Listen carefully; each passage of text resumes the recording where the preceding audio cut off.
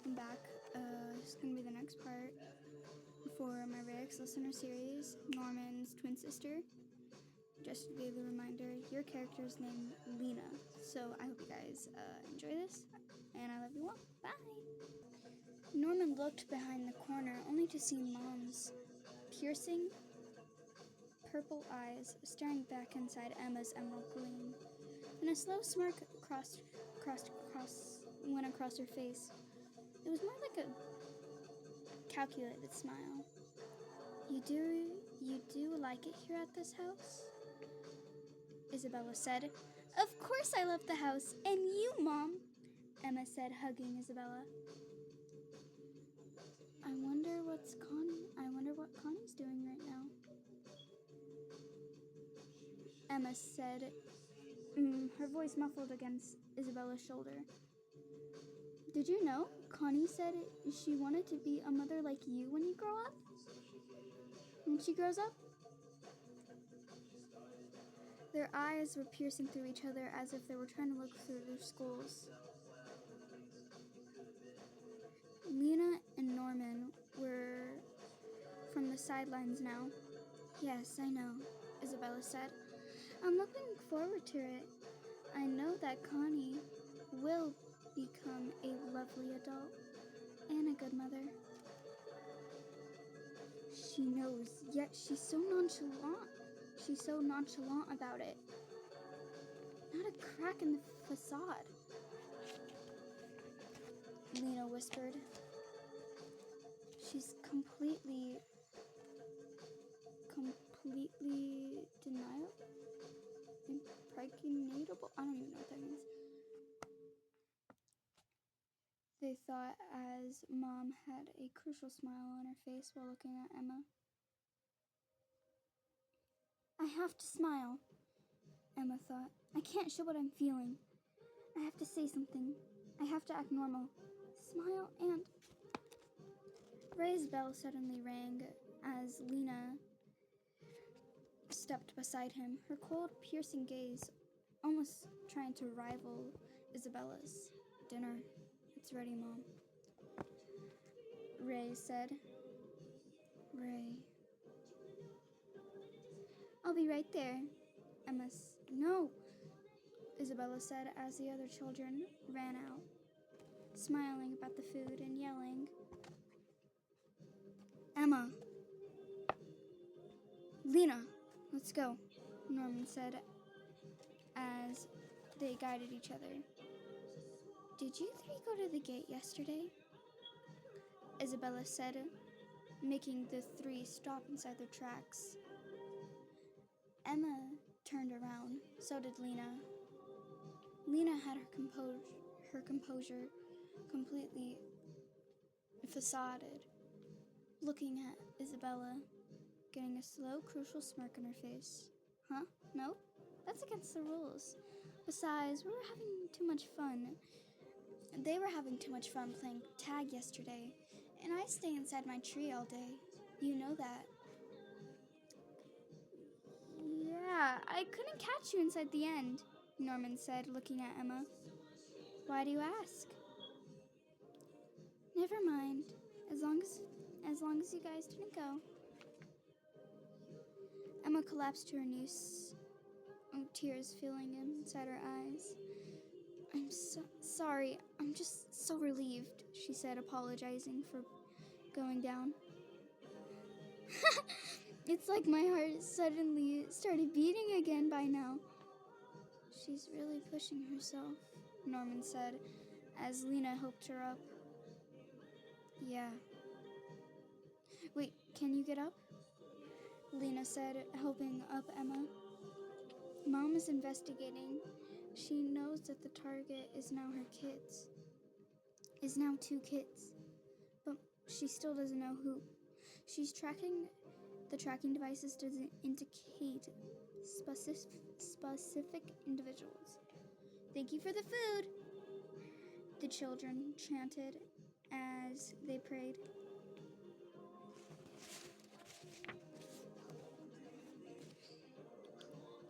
I checked all day today and nobody reacted noticeably.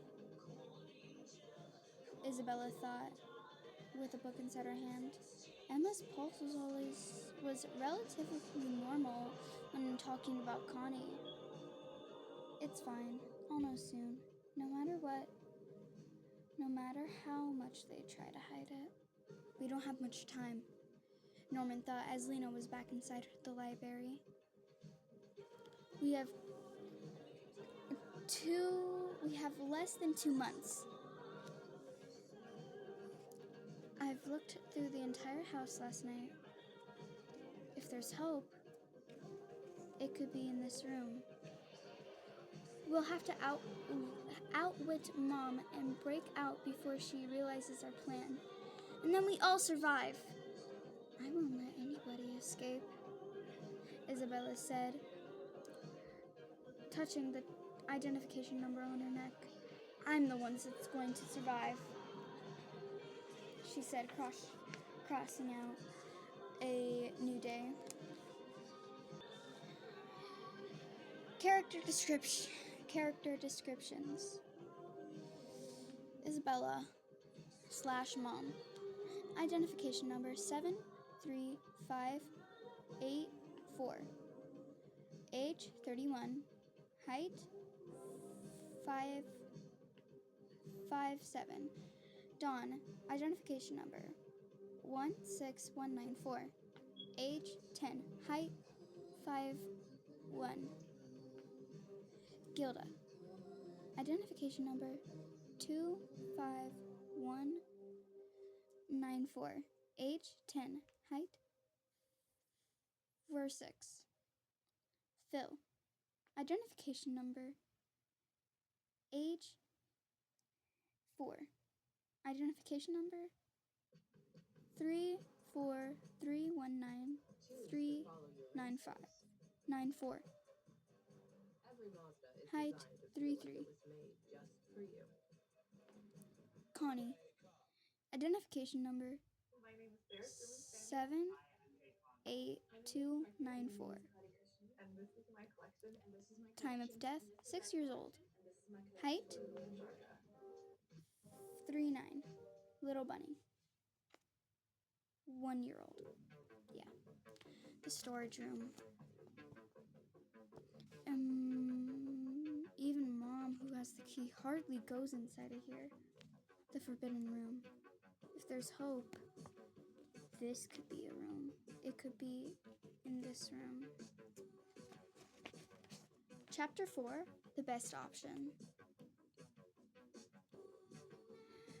The children were playing tag once again. Lena was inside her tree, and Norman and Emma were sprinting into the forest, as Ray was usually reading his book, leaning against his own tree, which usually was in front of the house. There might not be any rope. Yeah, cause it's not something that's necessary in our daily lives here. That's true, but that would definitely be here. I found it, Norman said. Tablecloths! They all thought. Norman and Emma thought as Lena helped out with binding the tablecloths together. We got our rope. We can go over the wall with this. Okay. The hard part remains. Yeah, the tracking devices. Hey, Norman, Lena said, looking over to her twin brother. I think it would be okay to tell Ray. That's what I was thinking too, sister. Ray wouldn't panic because he knows a lot and is good with machines. He would be an asset to the plan. Norman and Lena said, cool-headed and precise. Ray would always think several steps ahead and make the best decision. If we want everyone to survive, Ray's cooperation is essential. But I'll talk to Ray, Lena said. Emma, Norman, why don't you go back to the house and go? It's fine. You could tell me now. Ray said dismissively, waving his hands into the air, leading for Emma and Norman to jump. As Lena made a snarky remark. "You stalking me now, Emo?" she said blankly. "Ray?" "Yeah, I did stalk you. It's been bugging me, and I thought I should ask."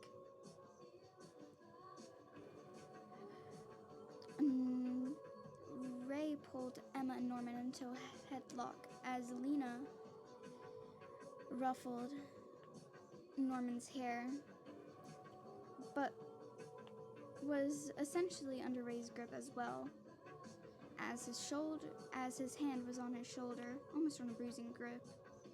"What happened at the gate?" "Huh?" Emma and Norman thought at the same time. "You both were acting weird, and you were empty-handed when you said you didn't make it."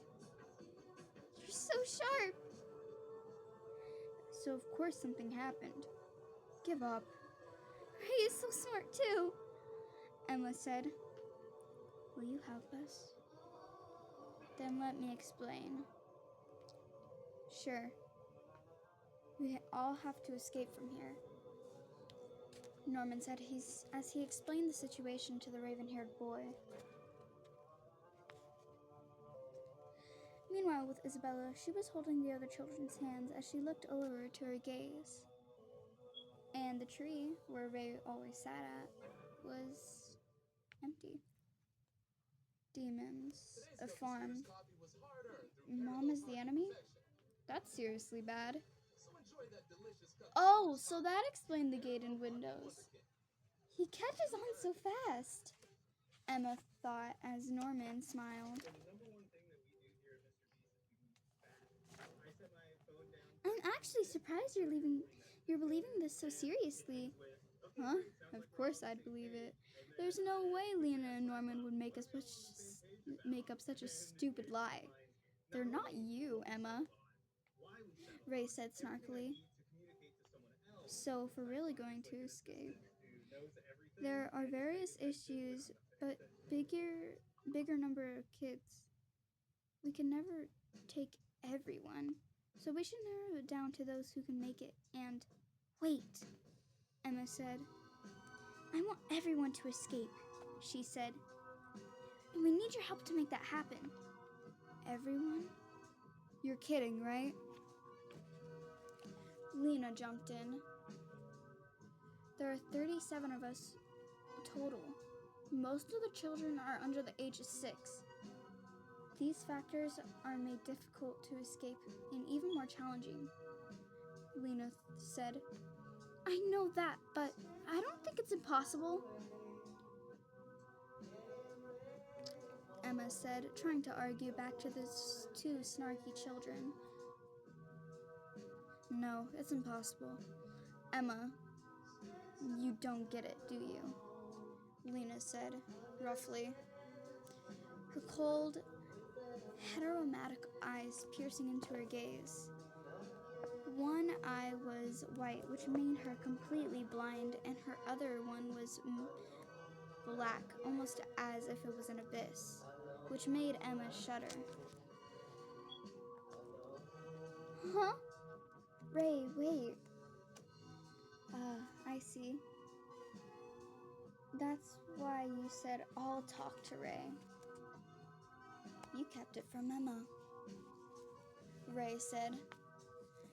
Norman's glare sharpened as he looked down at the raven-haired boy. "I guess you couldn't tell her. Either way, you're being naive and overprotective," Lena said. "And you have to be upfront about reality." "Emma, we can't just have everybody escape. It's not enough. We can't just escape. It's not enough," Ray said, looking at the orange-haired girl. "But there's a place we're getting shipped off to. The fact there's a farm there could give you a second idea. What waits outside is a demon world. Worst case scenario, there is no place for humans to live." So I'm going to end it there. So yeah, yes. Lena has heterochromia. So hope you guys enjoy this, and I will see you guys in the next part. Love you all so much. Bye.